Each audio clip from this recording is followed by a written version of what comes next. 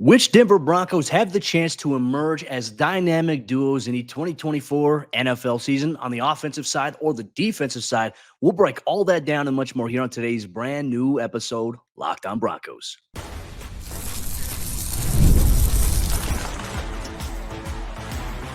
You are Locked on Broncos, your daily Denver Broncos podcast, part of the Locked on Podcast Network, your team every day. Broncos Country, what's happening? Welcome into another episode of Locked on Broncos, your daily Denver Broncos podcast, part of the Locked on Podcast Network, your team every day. Thank you once again to all the everydayers out there in Broncos Country for tuning in, making us your first listen of the day every single day, where you can get this podcast for free on YouTube or wherever you get your podcast. Make sure you subscribe or follow so you never miss out on what's going on with your favorite team. That is the Denver Broncos every single day, all year long. I'm Cody Roark, Broncos reporter from Mile High Sports, joined alongside, as always, by Sayre Bedinger, site expert at predominantlyorange.com, as we're navigating, getting one step closer to the beginning of our training camp positional previews. We'll focus a lot today on some potential dynamic duos on offense, defense, potential rookie player duos that could emerge here this upcoming season. A great idea sent in by an avid listener of Locked on Broncos. Thank you for the idea. Hey, we love it. We're going to run with it. We're going to maximize it, and we want you to get involved as well, Broncos Country. So, Sayre,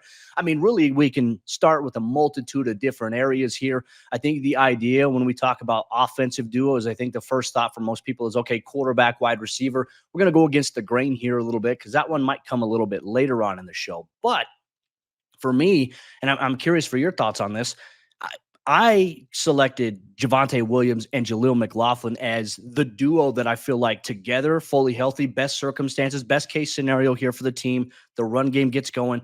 These two guys I feel like could really play off each other well this upcoming season because of the different traits that they offer in terms of the run game. Javonte with the physicality, his size, and if he can return to form, yards after contact. Jaleel McLaughlin, the change of pace guy, the speed to get to the outside edge and then get up the sideline very, very quickly to wear down opposing defenses. Denver, between these two guys, they have pieces that could wear down defenses this upcoming season if they can get the run game going. I've got these two selected as my picks. Curious for your thoughts on that. And then I'm also curious to hear your thoughts as well. And we'll break it down here with Broncos Country. Well, I love those picks, obviously, because if you can get that sort of, what do they call it? Smash and dash, back when running backs were really the class of the league in terms of offensive weapons. And I think that who was that though back in the day? Wasn't the Carolina Panthers duo? Was it D'Angelo Williams and Jonathan Stewart or something like that? That sounds right. Or it could have been, I think of Chris Johnson and Lendale White with the Tennessee Titans as well. I don't know who was the original. Maybe somebody in the comments drop who's the original smash and dash. I think that you're onto something there, Cody. It sounds like one of those guys, right? But I think a lot of Broncos fans have been talking about Javonte and Jaleel as this potential, man, you could have the Mark Ingram and the Alvin Kamara. I don't necessarily view Jaleel as Alvin Kamara so much as a Darren Sproles type of player. And I think it could be a sort of Mark Ingram, Darren Sproles type of situation, because where's Jaleel going to be the most effective? He's going to be most effective when you get him in space or off tackle, where he can make people miss with his speed and elusiveness in the open field. Now, yes, he's a good runner, and so was Darren Sproles back in the day. He was a pretty darn good runner, despite being one of the smallest backs in the league. But at the same time, you want to get that guy the ball out in space, and you want Javonte to be able to, like we've talked about in the past, he doesn't have to carry the load necessarily. He doesn't have to carry the ball 300 times. I'm looking at the 2011 New Orleans Saints statistics here, Cody. Very, very interesting when you think about that pairing. Like Darren Sproles that year had over 1,300 scrimmage yards. Mark Ingram, Pierre Thomas, Chris Ivory, those guys all ran the ball for the New Orleans Saints back in 2011. Couldn't we see the Broncos maybe have a similar type of setup and situation this year where, 4 or 5 backs are getting involved and they're all getting involved? Like when you look back at that team, not only did all those guys get carried, but like Chris Ivory had 375 scrimmage yards. Mark Ingram, 520 scrimmage yards. Pierre Thomas, 987 scrimmage yards. And I mentioned Sproles with over 1,300. 3 of those 4 guys had 5 or more touchdowns. So I mean, how nice would it be for the Broncos to be able to spread the ball to their backs like that, but still be able to involve the pass catchers, which is where I have my dynamic duo this year, Cody, in terms of Lucas Kroll and Marvin Mims, two pass catchers, not a duo at a specific position, but in a specific area in the passing game. Get that duo going. What do you think about Lucas Kroll and Marvin Mims emerging as a pass catching duo for the Broncos offense this year?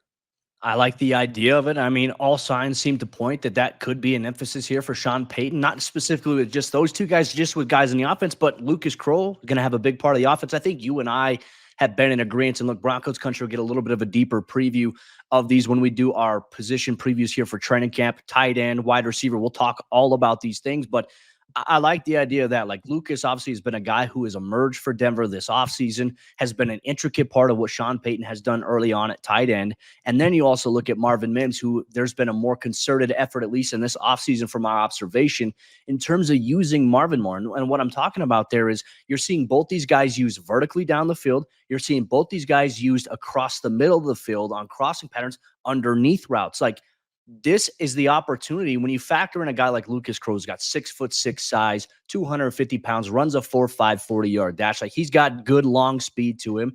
And then you've got a guy like Marvin Mims who can absolutely get behind the defense. I mean, Sayre, I'll go back to what we talked about on one of the days of OTAs, where I think it was J.L. Skidder and Tremont Smith that were on defense when Marvin Mims blew by them for a 55-yard touchdown from Jarrett Stidham. And I just remember guys, the defensive backs were right in front of us, the corners, and they're like, they said like a curse word, dang, that guy is fast as, whatever it may be at that point. You can interpret it for yourself.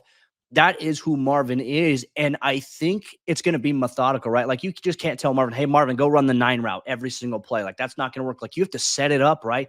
And the way that Sean has these route concepts designed, I think it's going to be, if you can excel and hit your landmarks, if Lucas Kroll is coming open across the middle of the field, right? But then you got Marvin getting behind the defense on one play, it puts that safety and linebacker specifically like, oh gosh, what do we do in this situation?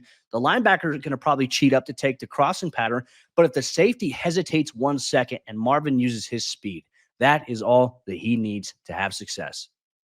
And I think that could be the same said for Lucas Kroll in the matchups that he gets, right? I mean, I know he doesn't have the same type of speed as Marvin, obviously, but when you're talking about matchups that he will be in on linebackers, maybe even slot corners and things like that, and safeties, his speed is going to be evident because Lucas has deep speed. He was one of the top RAS scorers in his draft class. The only problem is remember, coming out of college, like, he transferred to Pitt from Florida, I believe. He was drafted to play baseball, so there was like some question about whether or not he was going to go pro in baseball or football.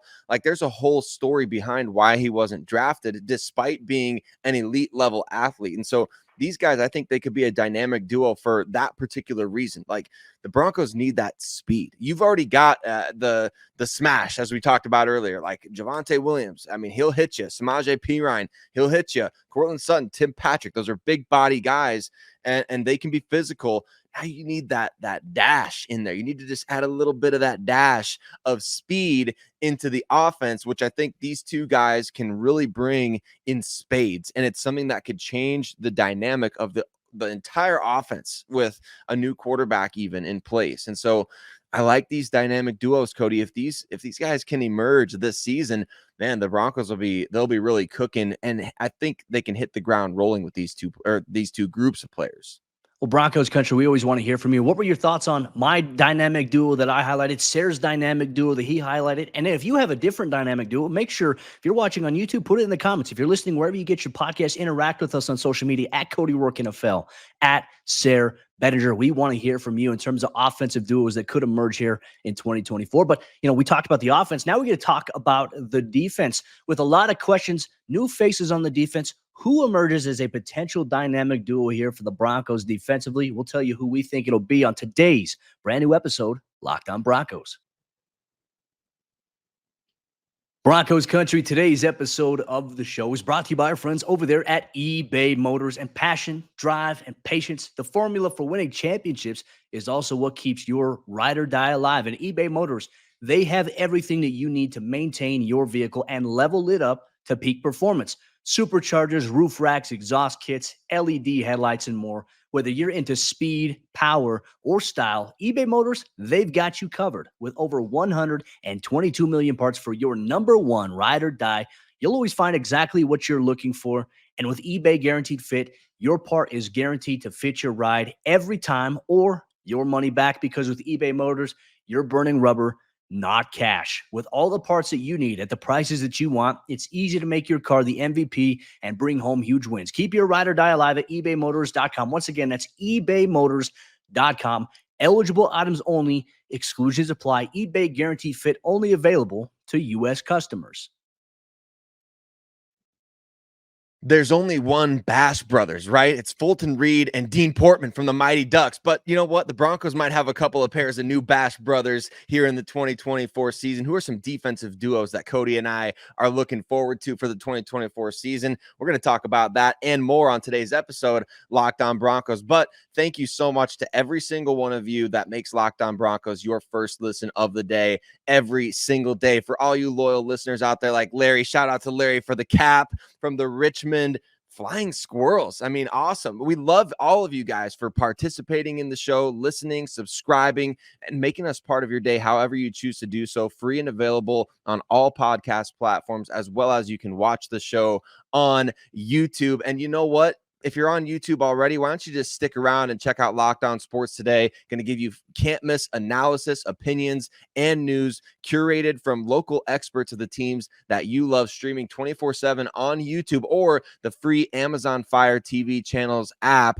Locked On Sports Today. Check it out. And Broncos Country, let us know your duos. I mean, this was an idea brought by one of you in the comments section on YouTube. And so let us know, who are your favorite duos? Cody, I want to swing it over to you here, because I think when we talk about duos defensively, there's a couple of positions that really make sense to look at in terms of, hey, this is a duo that really, like, they feed off of each other. Remember Von Miller and DeMarcus Ware? That was a duo that fed off of each other. There might be a new pass rush duo emerging here for the Broncos in 2024. Yeah, and my selections here are going to be Jonathan Cooper and Baron Browning. And look, the reason I highlighted them is I wanted to factor in all the offseason additions that Denver made on the interior trenches, right? I think the additions that they made, John Franklin Myers, you have Zach Allen, obviously he plays with a high motor. DJ Jones is going to play that nose tackle position to start here for the Broncos. That front seven should be better. And if those guys on the interior can create more penetration and command more double teams, it's going to allow, as we already know, a guy like Baron Browning, who's got Von Miller-like traits to him in terms of his pass rush arsenal, his moves, his get-offs, and Jonathan Cooper, who plays with a relentless motor. I think it will allow these guys to emerge even further. Now, obviously, Cooper led the team in sacks last year, came on strong with 8.5. And then you have Baron Browning, who had 4.5 sacks in 10 games. Like, part of me wonders if Baron didn't have the knee injury early on, obviously, and had to have surgery, during training camp and then come back later on in the season. I'm very curious to see what his season would have looked like, because he was still generating pressure for the Broncos last year. But now you have a full off season where both these guys entirely healthy, which is great news there. New additions on the defensive line that should make them more stout up front, more one-on-one opportunities on the outside. Or if those guys on the outside see more double teams, it's going to allow your interior defensive lineman to maybe get home and get more sacks and more pressure. So it kind of balances out here.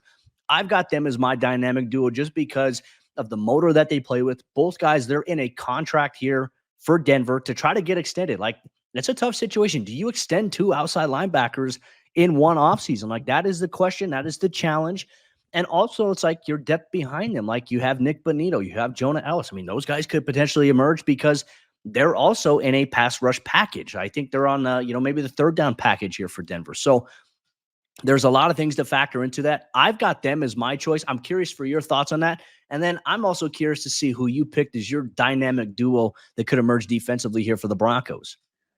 I love that pick that you made there, Cody, of those two guys, the former Ohio State teammates who could be getting extensions from the Broncos in the same year. Obviously came in the same draft class back in 2021, where that was one of the Broncos' best classes in recent memory. And these two guys becoming cornerstone pieces off the edge, I don't think is out of the realm of possibility, nor do I think it's out of the realm of possibility that they could both be extended by Denver. I mean, you see teams around the league extending their own guys and keeping groups of pass rushers together. I think the most recent example that comes to mind is the New England Patriots, who I think they had like Anthony Jennings and Josh Uche and a couple of other guys who were coming up on contracts this year. And it was like, well, surely they're going to lose one of those guys, especially because, well, they're rebuilding and those guys are going to want to go to new teams. No, they kept everybody. They kept that entire defense together for Gerard Mayo there. The Eagles have done this in the past. They've kept around a lot of pass rushers that they've drafted and developed, and they've played really well, and they've still all stuck around. I think that it shouldn't be determined before the season that the Broncos are just going to get rid of somebody after this year. I think they could keep both of these guys. They certainly have the cap space and the cash to be able to do it. We talked about this in our pass rush predictions, Cody, or who was going to lead the team in sacks, that these two guys, I mean, they could be up there once again. And you predicted Jonathan Cooper. I'm talking about Baron Browning, and we both think Baron could be in line for a big time breakout season. So it's going to be a fun year for these two guys. I'm looking at the safety duo because for since 2019, it's been Justin Simmons and Kareem Jackson, right? Those two guys on the back end, and they've developed such a great chemistry. I think for the longest time there, for at least 3 or 4 years, felt like people recognized that might be the best safety duo in the league. And a big aspect of that was their communication, their ability to feed off of each other, their ability to complement each other. Now it's going to be PJ Locke and Brandon Jones, and we hope to see Caden Stearns at times. But I think atop the depth chart, PJ Locke and Brandon Jones, I see this duo as one that could emerge as one of the best young safety duos in the NFL this coming season.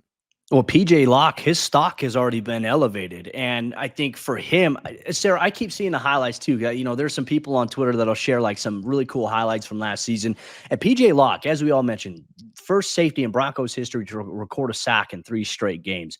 The way that he was used, like he could play the middle of the field, but he can also play inside the slot, play against the run in the box. And also he can rush the quarterback. And we saw how effective he was. And he's so good at disguising whether or not he's going to blitz or not.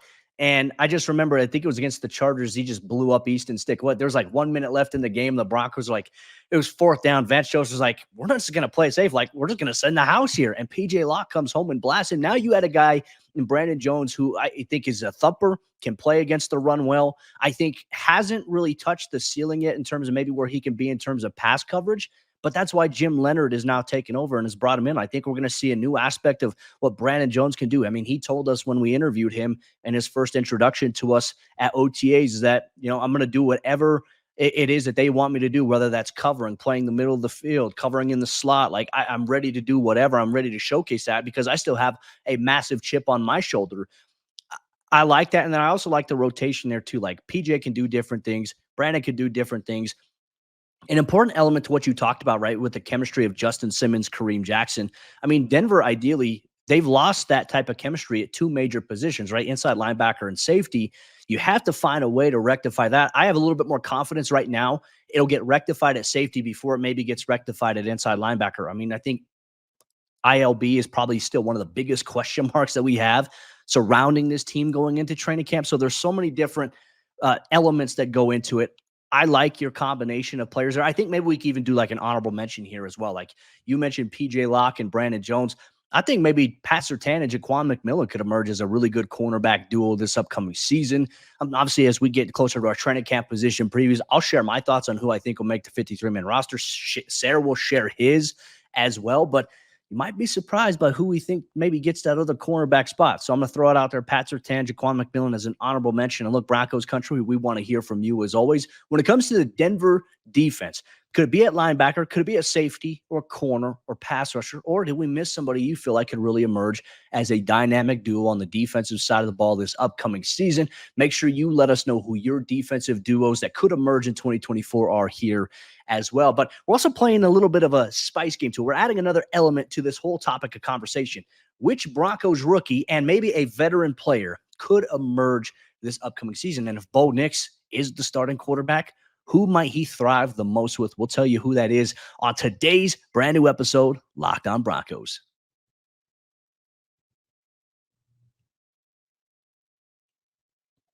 As we jump into the fourth quarter action on today's episode of Locked On Broncos, we just want to say thank you once again to everyone in Broncos Country, from the South Stands to the end zone, for making us your first listen of the day every single day, especially if you're an everyday listener. Look, if you're listening on Mondays and Tuesdays, we appreciate that, but make sure you start bumping it up to Mondays, Tuesdays, Wednesdays, Thursdays, and Fridays, because you get fresh, objective, up-to-date Broncos news, content, coverage, analysis, and more. You can't get this anywhere else out there. We break it all down, the X's and O's, the Jimmies and Joes, everything that you need to know about your favorite team here, Locked On Broncos. So subscribe or follow if you haven't done so already, so you never miss out on the action and get involved in the conversation with the community that we have built here in Broncos Country. Thank you so much. You make the show exactly what it is. We could not do it without you. We're especially grateful for you here. But you know what we're also grateful for? The chance for rookies to emerge, the chance for veteran players to help rookies emerge a little bit. We had a little bit of spice to this topic on today's episode of the show, Sayre. I want to get into it with you a little bit. I mean, earlier on offense, I picked two running backs here. But if we're going the opposite here, if we can go on offense or defense and we can pair, one Broncos rookie with one veteran player or a guy who's got experience here, what dynamic duo could potentially emerge? I'm going to start off with you. Where do you think the Broncos could have someone emerge here from a rookie veteran special? Well, I know in the first segment you touched on Javonte and Jaleel at running back being that duo that could emerge this year. And I think that's very, very possible. But if we're talking about a rookie, potentially, I mean, this is all in the realm of hypothetical, which is where we live in June in the NFL offseason. We talk about the hypotheticals. What about Audric Estime, the 5th round pick, pairing up with Jaleel McLaughlin? I mean, it seems far-fetched because, he wasn't out there for OTAs, a little bit of an injury there. But to me, we're talking about a guy that I know it was at the collegiate level, but at Notre Dame this past year, this past season, not all his career, just this past year, over 900 yards after contact for Audric Estime this past year. And when you come into the NFL with that kind of, like you said before, chip on your shoulder, when you have that sort of, those youthful, it's that youthfulness at the running back position that for some reason is an advantage for these guys as opposed to experience. I mean, the more you play running back in the NFL, it feels like the quicker teams are trying to replace you. I feel like Audric Estime, if anybody is kind of a sleeper from this class to come in and contribute as a duo, man, that smash and dash with Estime and McLaughlin could be fascinating. So I would say that's one that I'm kind of watching out for, Cody. I mean, I know, again, it's going to require Estime like soaring up the depth chart at training camp after missing OTAs and minicamp. But, it's something that we talked about after he was drafted, that maybe there's a chance that he could potentially rise quickly. I wouldn't be surprised if he did. And look, obviously missing OTAs is unfortunate. You want to be able to get a little bit of an idea in terms of evaluation. I know that Denver had a chance to look at him in a lot of the practices in which we weren't able to attend. And then obviously one of the practices, I think it was the first practice we were actually able to attend at OTAs. That's when the injury happened. He went and he got the scope to make sure nothing was wrong in there. Everything checked out fine. So he went through the rehab process. Last day of mandatory minicamp, he was out there on the side field. He had his jersey on. And then during team period, he was just walking around, just staying ingrained in the process. And even though he's missed, Sayre, I think that he'll still be on the active roster this upcoming season. There's a reason they drafted him. And obviously, there's going to be some difficult decisions that Denver has to make when they build the 53-man roster. Ultimately, I will say this, though. I wouldn't be surprised if you do see Audric and Jaleel. Like you have that, maybe a situation where, okay, hey, Jaleel McLaughlin, let's say you get to the 50-yard line. This is something Sean Payton did when Drew Brees and Taysom Hill were on the same team. Remember, like anytime the Saints would cross the 50-yard line, Drew Brees would come out and Taysom Hill would come in, and everyone's like, wait, what are you doing there? Maybe there'll be a situation like that where Audric Estime comes in after Jaleel McLaughlin, says at the 50-yard line, breaks off like a 30 or 40-yard run, and now it's like, okay, hey, 1st and goal. Okay, well, now Audric Estime is going to come in, or Javonte, big body guys there.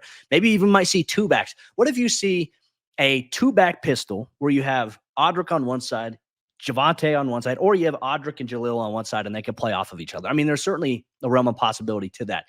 I like that. I think that's a safe kind of projection to make. And I think that it's a likely duo when we talk about a rookie and a guy who's got some experience. I like that pick here. I'm going to go with one that I think could have Broncos Country excited as well. Let's say Bo Nix is the starting quarterback. I think one guy he's going to have chemistry with right away, kind of the guy we've always kind of deemed and tagged as QB proof. not necessarily going to have to be QB proof in this instance with a guy like Bo Nix, but Bo Nix and Tim Patrick together could be a very, very exciting combination. Now, if you had a chance to check out Eric Dalala's interview at denverbroncos.com with Tim Patrick talking about his goals this upcoming season, really for him is to try to catch a pass on Patrick Surtain. It almost happened in practice, but Tim kind of bobbled it there. He re-secured it, but didn't get both feet in bounds. Got 1 foot in, 1 foot stepped out of bounds there. Like, those guys are competing, but Tim looks good. Like, Sayre, you and I have talked about it. Tim looks like his old self here in practice. I just did an interview with Benjamin Albright on Broncos Country tonight. He had me on there, and we were just talking about Tim. Tim's level of confidence coming off of a major injury. I mean, he's not out there playing timid. He's not out there running routes being timid. Like, he's full go, which is nice to see. You want to just maintain that, right? Get through training camp, because that really has been the hurdle the last 2 years for Tim. But I think a guy like Tim Patrick, we talk about how important having a guy like Courtland Sutton is. I think having a guy like Tim Patrick as well for a guy like Bo Nix or any of the other quarterbacks for that matter, I think is valuable. But I think if we're going on the hypothetical, Bo Nix is the starting quarterback, Bo and Tim might have a really good connection this upcoming season. I think they could be a dynamic duo that could emerge here in 2024. There's really no reason to believe that Tim Patrick is not going to gain the trust of Bo Nix or any starting quarterback for that matter. You go back to, I mean, even Case Keenum trusted him in big time situations back in 2018. You look at, remember his 2021 season, his best year of his career with Teddy Bridgewater. Teddy trusted Tim Patrick with everything. And you can go to 2022, the offseason. Who was the rumored, top favorite target of Russell Wilson when they were working out and when they were going through training camp and OTAs and all these things? It was Tim Patrick. Now, Cody, I don't know. I feel like we don't have any reason not to believe in Tim Patrick emerging with Bo Nix, so long as he's able to stay on the field, which I know that can be tiresome for some of the listeners to hear about guys who, if they can stay on the field. I get that. It is tough because injuries do happen in the NFL and they're unpredictable in nature. And it's hard to sit here and say things definitively, but we're talking if all things go well, if everybody stays healthy, right? I mean, Tim is going to be one of those most trusted outlets on third downs in the red zone. When you need a big play, when you need to take a shot downfield, when you need somebody to make a tough catch over the middle of the field, when you put a ball in a spot that you feel like only your receiver can get it, who do you trust more on this team right now? Even due to the fact that he hasn't played the last 2 years. I don't know that you would trust anybody more in any of those individual situations. I got to throw the ball deep. I'm going to Tim. If it's third and 12, I'm going to Tim. If I need to throw the ball near the sideline and put the ball where only Tim can get it, he's the guy that I'm going to. Not anyone. No offense to anyone else on the team. He's the most proven in all of those situations to me. I agree with you. I like that. A lot, especially for Tim's journey. Like I remember too, even the year where Courtland Sutton tore his ACL. Remember against the Patriots when the Broncos were on the road, one of Drew Lock's very first passes was down the right sideline to Tim Patrick with a corner underneath and a safety over the top. He hauls it in, and like Tim is that type of guy. Like Tim is battle tested. He's battle hardened. Like he's the guy that I trust. Like even if he's had 2 injuries back to back, he's going to be the guy that's going to respawn and bounce back in a big way. And look, you made a great point. The listener brought this up, and I think it's important to talk about. They're like, well, you guys say if this guy stays healthy. I think when we just talk about the wide scope of the NFL, when we use the term, for the most part, if they can stay healthy, that's like best case scenario, because the reality is in the NFL, these guys aren't always going to be 100% healthy. You're going to lose some guys due to injury in the season. It's the unfortunate nature, and it applies to every single player in the National Football League, not just players on the Denver Broncos who have been injured before, because I